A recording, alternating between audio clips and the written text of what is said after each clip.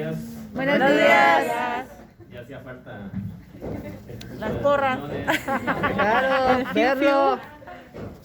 Es un poco difícil, como escuchamos las palabras de la doctora Castillo, vivir una pandemia implicó muchas pérdidas, muchas emociones, y realmente los que estamos, pues estamos celebrando parte de este proceso que es la vida, ¿no?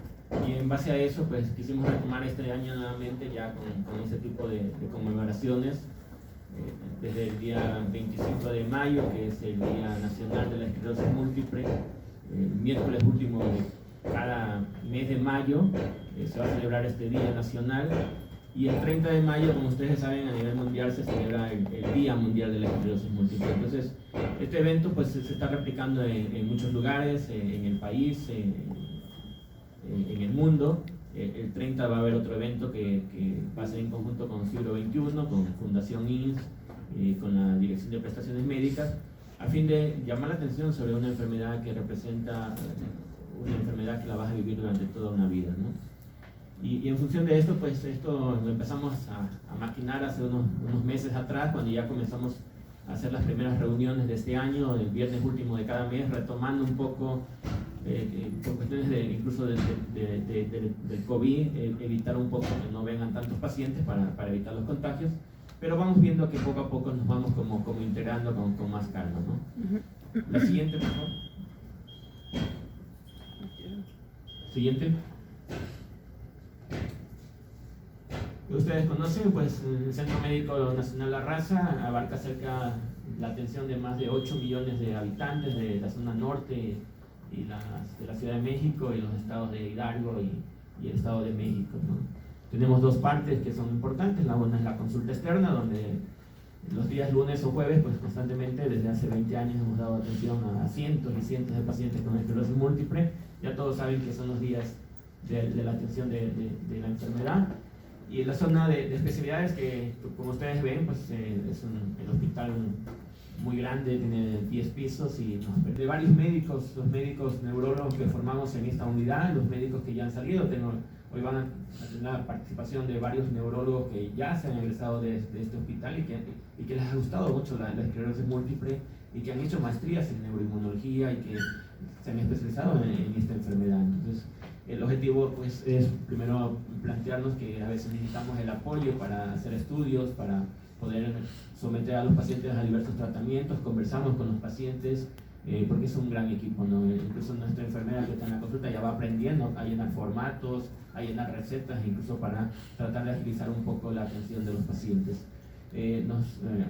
Acompañamos también de otras especialidades, por ejemplo, cuando necesitamos someter a un paciente a terapias orales, necesitamos el apoyo de cardiólogos, oftalmólogos, incluso los mismos pacientes, cuando necesitamos modificar factores de riesgo como el sobrepeso, la obesidad, nos apoyamos del servicio de nutrición.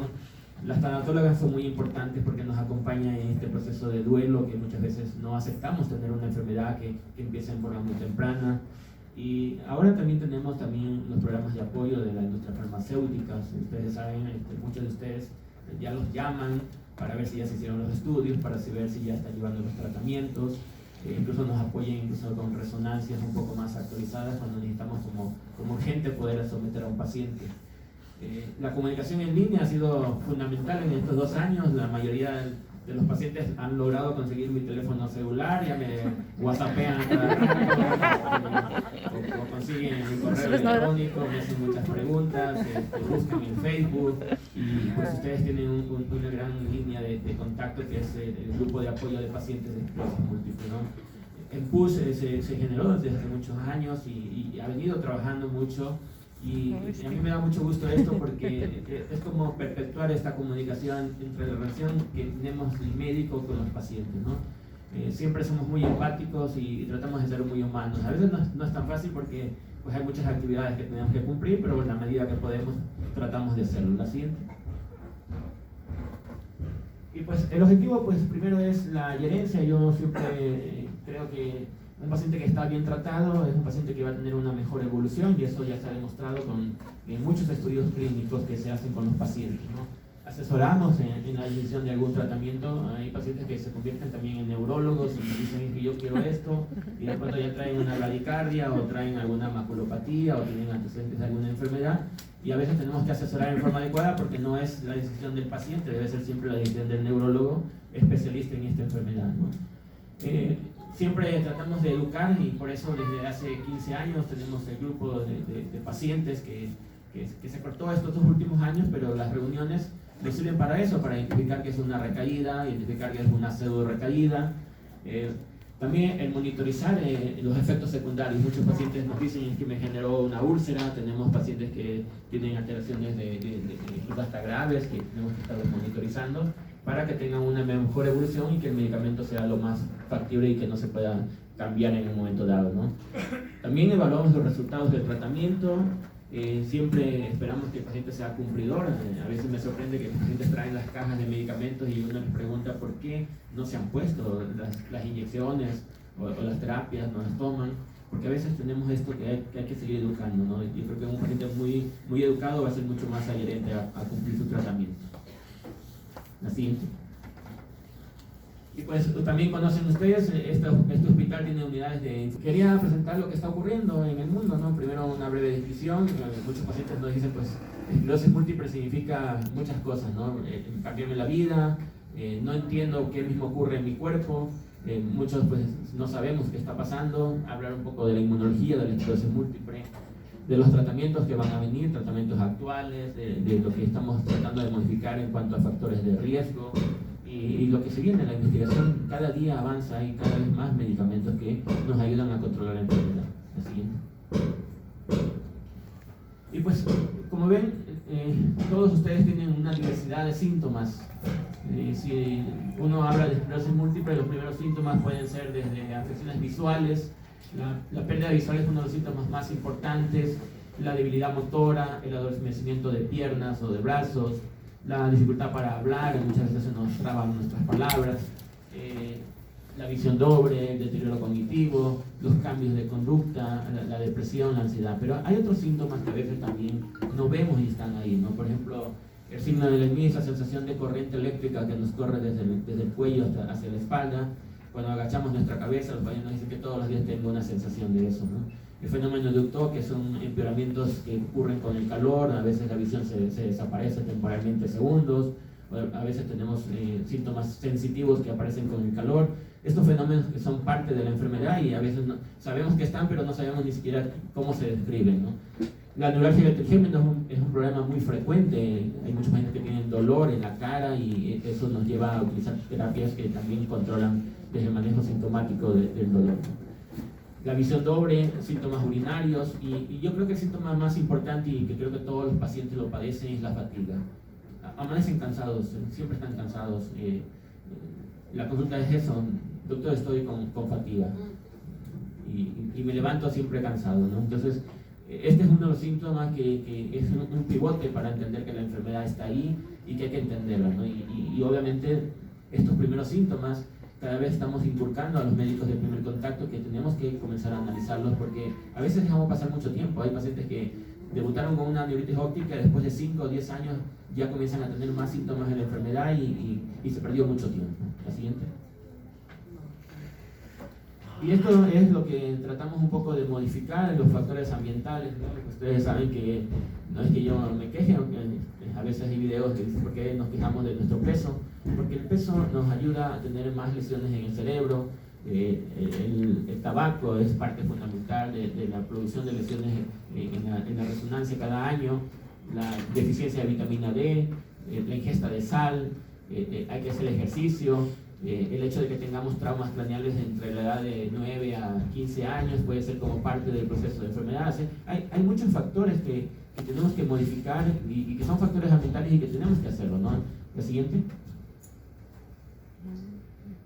La edad típica, pues ustedes saben que es entre los 18 y 45 años de edad. Hay pacientes que empiezan mucho más jóvenes, tenemos la esclerosis múltiple pediátrica, y hay pacientes también que empiezan mucho más tarde, después de los 50 años de edad. Entonces, sin embargo, cada vez la relación femenino-masculino es de 3 a 1, es una enfermedad autoinmune. Por alguna razón, las femeninas son más afectadas. tiene un componente genético. Ustedes saben que cerca de un porcentaje importante, el 20% de pacientes, podemos tener alguna deficiencia desde el punto de vista cromosómico de estas moléculas que tienen que ver con la cuestión genética, y pacientes que tienen esclerosis múltiple tienen la probabilidad incluso de heredar la enfermedad hasta un 4%. Entonces, hasta eso tenemos que marcar que tenemos que corregir un poco la situación hasta de la descendencia para evitar que no tengamos más pacientes con la enfermedad. La siguiente. El estrés, todos algunos estamos estresados, en estos 2 años vivimos estresados. Este es un estudio muy interesante que dice que la esclerosis múltiple se reduce cuando reducimos el estrés hasta un 22%. Hicieron un grupo de pacientes que conversaban con un psicólogo durante casi unos 6 meses y vieron que no tenían muchas lesiones en el T2 y no tenían lesiones que reforzaban con el gadolinium. Entonces, es parte del estilo de vida, ¿no? Si nosotros utilizamos el concepto de mente y cuerpo y tratar de tener una vida más tranquila, de tratar de evitar esto de la ansiedad, la depresión, completamente nos va a ayudar también a controlar que la enfermedad no tenga este efecto inflamatorio. Entonces, creo que el ejercicio, la dieta, el sueño, el tener unas buenas horas de sueño y el manejo del estrés nos van a ayudar a tener menos lesiones en el cerebro. Siguiente. Y pues todos nos dicen, o la mayoría de los pacientes nos dicen, ¿qué tipo de esclerosis múltiple tengo? ¿Qué fenotipo? ¿O cómo es? ¿Soy remitente recurrente? ¿Y por qué ya ahora tengo secundaria progresiva? La verdad es que no es fácil. A veces el definir un fenotipo de una enfermedad requiere tiempo, requiere seguimiento, requiere ver el comportamiento de la enfermedad. A veces estas clasificaciones que tenemos publicadas, donde en el 93 se decía que era remitente recurrente, que se recuperaba completamente, o remitente recurrente que tenía secuelas, ahora ya se llama esto con actividad o sin actividad. Entonces ha ido modificándose estos conceptos, ¿no? Actividad significa la presencia de recaída o la presencia de lesiones en la resonancia, y entonces nos ha permitido tener un mejor control de la enfermedad. La siguiente. Y el fenotipo pues más frecuente es el remitente recurrente. Este es más o menos el 85%, son aquellos pacientes de esos puntos rojos que no se ven muy bien, pero que el paciente va teniendo recaídas cada cierto tiempo y la terapia a veces impide que tengan este tipo de recaídas, pero cuando el paciente evoluciona y ya no hay recaídas, sino ya hay progresión de la enfermedad, ya tenemos que usar un bastón, una andadera para deambular, o significa que ya estamos en una etapa secundaria progresiva, y esto puede ocurrir hasta en un 30% de pacientes que van evolucionando. La siguiente. Y hay un tipo de pacientes que desde el comienzo empiezan mal, el 10%, que no es tan frecuente, pero a veces tienen afecciones de la médula o afecciones del cerebelo y no recuperan y cada vez siguen empeorando, ¿no? Entonces a estos los conocemos como primarias progresivas. Esto es muy importante porque la mayoría de los pacientes deben saber qué tipo de esclerosis múltiple tenemos, ¿no? La siguiente. Y pues, ¿qué pasa si no tratamos la enfermedad? Y esto es lo importante porque analizamos desde el punto de vista pronóstico. Si nosotros no la tratamos, el 30-40% de pacientes que tienen formas remitentes recurrentes van a tener una forma secundaria progresiva muy pronto, en 6 o 10 años van a tener necesidad de utilizar un bastón o una silla de ruedas. Entonces, tenemos que llevar un tratamiento. Estos son estudios que se hacen a lo largo de los años y que nos han permitido ver que las terapias sí realmente modifican la evolución de la enfermedad. El primer evento que ahora conocemos como el síndrome clínicamente aislado, una neuritis óptica, una mielitis, una visión doble, si tiene ya alguna o dos lesiones en la resonancia, cerca del 80% se va a convertir en esclerosis múltiple en 2 años. Entonces, lo importante ahora es tratar también los primeros eventos desmineralizantes. Hay pacientes que no cumplen todos los criterios, pero ya los estamos tratando con el fin de evitar que la enfermedad se presente tan frecuentemente, ¿no? El RIS, que ahora también muchos pacientes se hacen resonancias porque les duele la cabeza, porque se golpearon la cabeza, porque tienen un vértigo, simplemente porque quieren saber que si el cerebro está sano, y de repente se encuentran lesiones desmielinizantes. Y entonces se ha visto que el 35 al 45% de pacientes que por hallazgo tienen en la resonancia lesiones desmielinizantes van a convertirse en esclerosis múltiple en 5 años. Y de ahí que hay muchos neurólogos en el mundo que dicen que ya debemos tratar como la fase prodrómica, así como cuando nos da la gripa, ¿no? Al principio nos da como malestar el cuerpo, sensación de fiebre, entonces hay que tratarla antes de que te dé la enfermedad, ¿no? Entonces, ahora ya se está enfocando un poco a determinar si hay algún síntoma prodrómico desde antes, desde que somos muy jóvenes, para tratar de ir modificando y que realmente el cerebro no se vaya llenando de lesiones. Y el 50% de los pacientes no tratados, es decir, si no los tratamos, van a evolucionar en 15 años a tener una asistencia. Y con el tratamiento esto ya se alcanza hasta los 28 años, entonces realmente el tratamiento sí nos lleva a esto, el concepto de que estamos modificando la evolución natural. La siguiente. Y esto pues lo que no ven ustedes, lo que ocurre en el cerebro, nuestras células de defensa entran a nuestro cerebro, generan citocinas, que ahora están muy comunes las citocinas inflamatorias o proinflamatorias. Estas van a estimular la producción de sustancias que van a destruir la mielina, y al momento que se destruye, pues se va destruyendo el axón, y eso ya significa ya un daño completo. La siguiente. Y pues en ese mundo de células que ustedes no ven, pues la industria farmacéutica ha permitido ya el tratamiento enfocado en acciones particulares de cada una de estas células que actúan sobre el cerebro. Por ejemplo, natalizumab cierra las compuertas para que dentro de los vasos sanguíneos las células no puedan atravesar el cerebro, ¿no? Esto es interesante porque es un medicamento novedoso que no permite como tal que las células inflamatorias puedan atacar el cerebro. Fingolimod, por ejemplo, lo que hace es guardar las células, los linfocitos en los ganglios linfáticos y los encierra.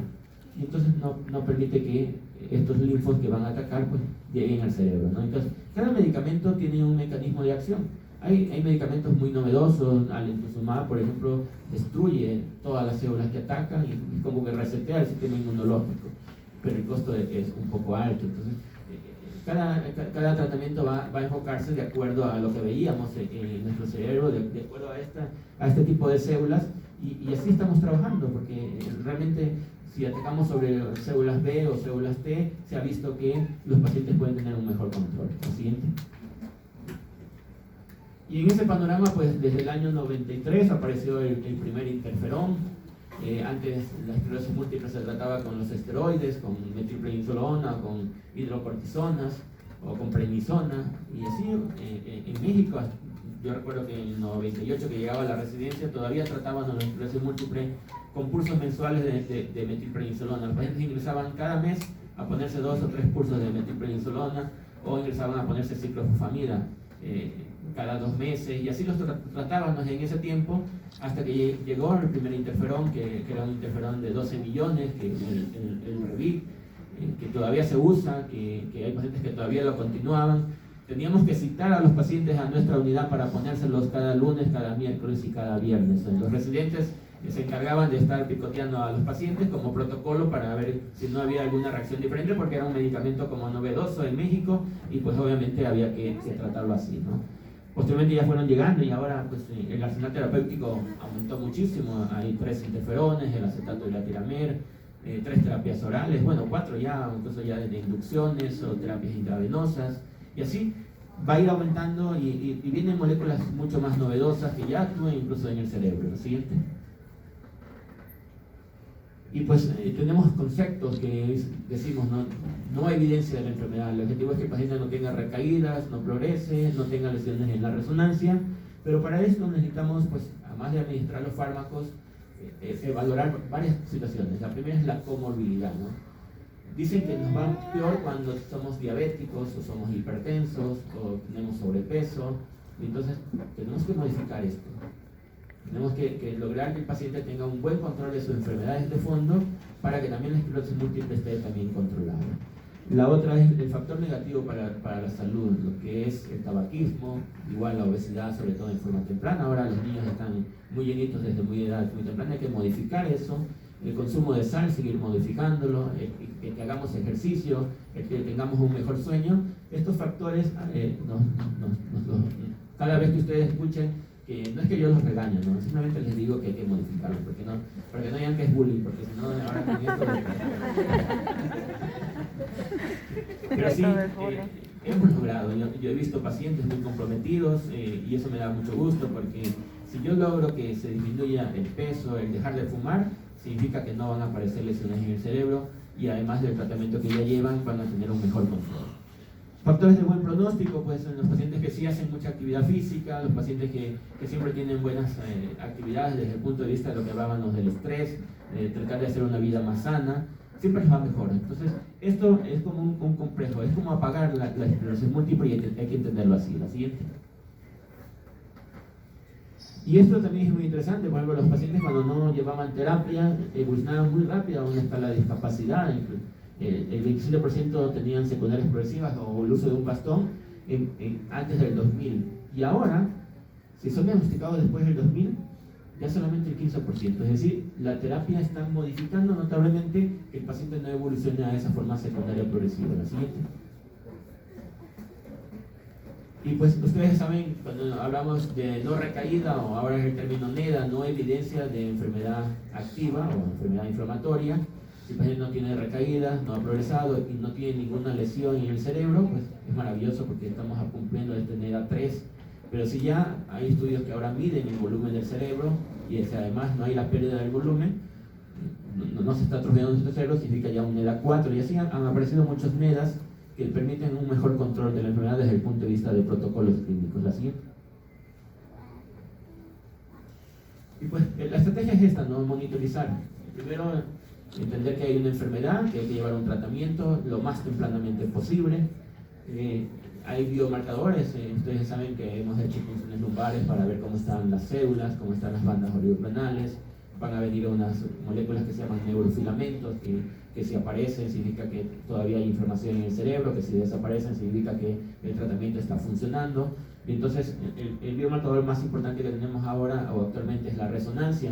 Si no aparecen lesiones nuevas significa que la enfermedad está controlada. Y a veces también la prioridad del paciente o la preferencia, ¿no? Por ejemplo, hay mujeres que nos dicen que quieren quedar embarazadas y entonces uno tiene que pensar que tal medicamento como que no es adecuado porque puede ser tóxico para el producto y tenemos que conversar con la paciente que es mejor dejar otro tipo de terapias y esta prioridad también es importante, ¿no? La siguiente. Bueno, muchas gracias, espero que hoy con todas las ponencias que tengan podamos compartir mucho, vamos a estar por aquí, espero que este día lo pasemos muy bonito, muchas gracias por venir, créeme que estoy muy contento porque pues, hemos logrado nuevamente reiniciar esto, muchísimas gracias. Gracias.